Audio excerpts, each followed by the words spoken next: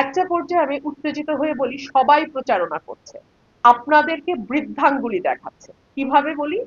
এই যে বৃদ্ধাঙ্গুলির কথাটা বললাম, এই কথাটা কোথা থেকে আসলো? এই কথাটা তো হঠাৎ আসে নাই। এই কথাটা এসছে এই ছবিটা থেকে। এটা দেখেন, এটা উপজেলা, আশুগঞ্জ উপজেলা বিএনপি সাধারণ সম্পাদক, তিনি বলছেন যে রিটার্নিং অফিসারের কাছে রুমিন ফারহানার দেয়া অভিযোগকে বৃদ্ধাঙ্গুলি দেখালেন উপজেলা বিএনপি সাধারণ সম্পাদক হাবিবুর রহমান।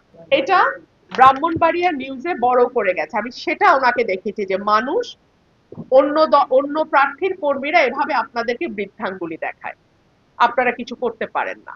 এইটাই আমি বলেছি। আমি কাউকে বৃদ্ধাঙ্গুলি দেখাই নাই। অর্থাৎ চিন্তা করে দেখুন, সরকারি চিঠি, দুটো চিঠি আপনাদেরকে আমি পড়ে শোনালাম, দুটোতেই দাবি করা হচ্ছে আমি বৃদ্ধাঙ্গুলি দেখিয়েছি। এটা সর্বৈব মিথ্যা। আমি ম্যাজিস্ট্রেটকে বলেছি যে অন্য প্রার্থীর কর্মী সমর্থকরা এই যে বৃদ্ধাঙ্গুলি দেখায়, আপনারা একটু দয়া করে এটা দেখুন, সবাই দেখুন, ছবিটা নিন। এটা নিউজও হয়েছে। এটার বড় হচ্ছে এই যে দেখেন, প্রশাসন এখানে উপস্থিত, কিছুই তারা করে নাই। এরপরে আসেন 17 তারিখ, আমার এই ঘটনার পরে আমাকে 40,000 টাকা জরিমানা করেছে। তো আপনারা শুনলেন, চিঠিতে লেখা আছে, তাই না? এর আগেও আমাকে 5,000 টাকা জরিমানা করেছে। 40,000 টাকা ওই দিন জরিমানা করলো, তাহলে তো আমার অপরাধের শাস্তি হলো 40,000 টাকা জরিমানা।